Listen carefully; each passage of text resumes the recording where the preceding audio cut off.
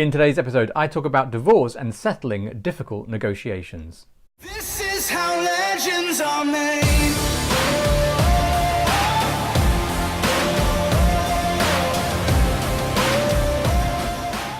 So welcome to today's episode. I hope you're doing super well wherever you are.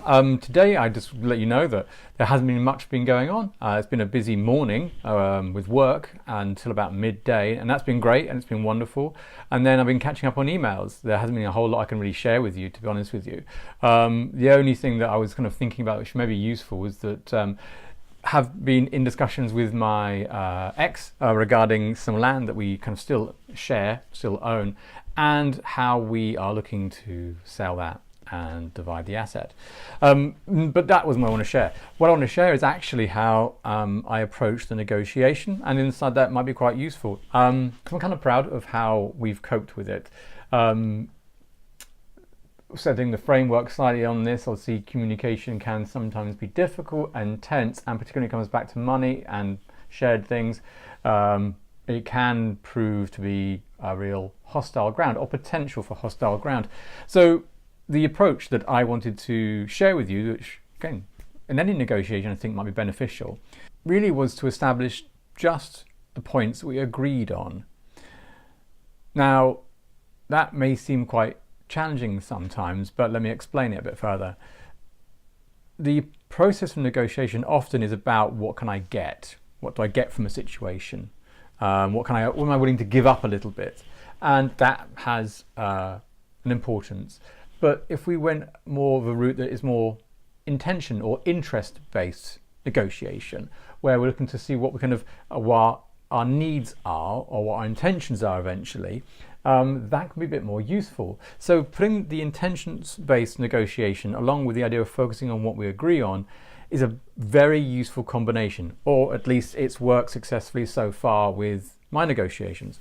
And it's about approaching it from that angle to find the things we agree on. So we go through a list of certain discussions of how it may happen, the process, who is involved, who's not involved, and we keep the opening conversation very loose, not looking to put, this is not written in concrete, it's not set in stone, this is just that kind of spitball blue sky thinking of ideas. Now at this point it's very useful for both sides to listen to each other's style of approach. So for me, I work tremendously better in starting off in blue skies, options, optimistic choices, which is where I begin. I like to have a trillion options, and then I can whittle through, I can then negotiate through those, think, okay, which ones work the best to do, finalize a handful.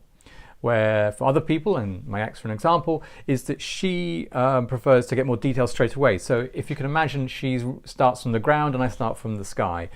And that's where we've often clashed, is that because I can overwhelm her with so many options that she just says there's no decision here, and where she pinpoints one particular thing, overwhelms me because it's thinking, well, have we considered all the options? Now this may totally relate to you. So what we were able to achieve and how we directed it was by recognizing that that's who we were, that we were aiming to come from different points, and we're going to try and find that middle ground, that point between where the ground and the sky meet, and work within there. So we could go as far as we could.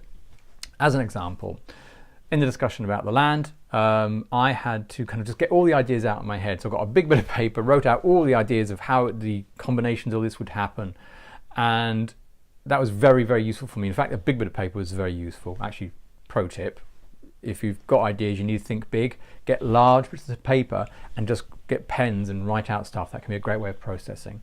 And her response to that was great, but just give me the concise version of what you've done. I don't want to hear all the options.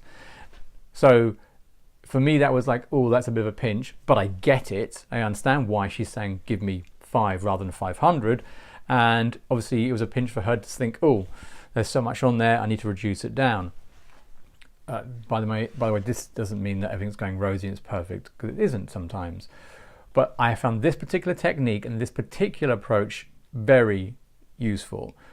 The more we focus on what we agreed, we could keep on returning to that. And so I made a note of all the things we agreed on. I didn't write a note of the things we didn't agree on. couple of things strategically work for you in this situation is that you keep on returning back to the positives, what you do agree on. That's a great basis for any communication, that kind of positivity. Secondly, as we can use that to return to in our conversation, so we agree on this and agree on that, it kind of embeds a little bit more flexibility in the conversation. We are able to maybe adjust our expectations or perceptions a little bit more than we would had we gone in with the no, no, no approach. So saying yes to things or agreeing on things engenders a positive approach to negotiation.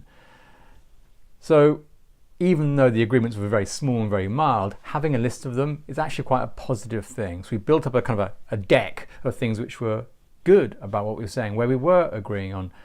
Therefore, leaving still a few more, the details and niggles and so on, leaving those to the very end in a way that I think is going to be more useful. And it's more useful because we've kind of built the muscles to cope with the difficult stuff by doing all this prelim work, which is on agreement. The final remaining kind of ties or knots that we have to unthread could be a little bit easier because we've done that prelim work, or at least we've got the experience now of having reasonable conversations with positive outcomes that can help us unpack difficulties. And in fact, it could be that once we get to those difficulties, they're maybe not as difficult as we had presumed.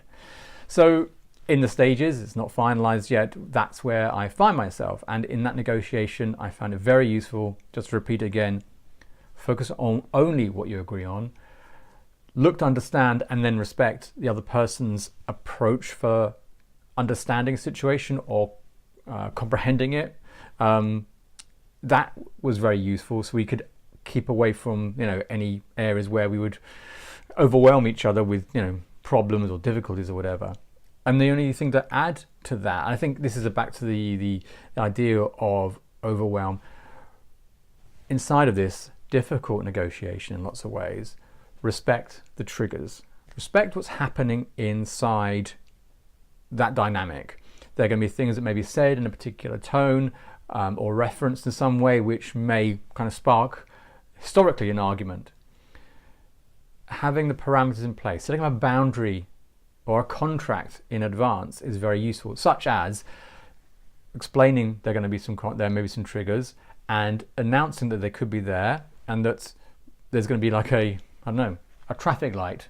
There's going to be a green for fine, there's going to be an amber and a red, and that we need to let the other person know that that was fine, or it's getting a bit close to the edge, or red, we need to back away from this conversation before we go over into maybe old arguments, which you may relate to.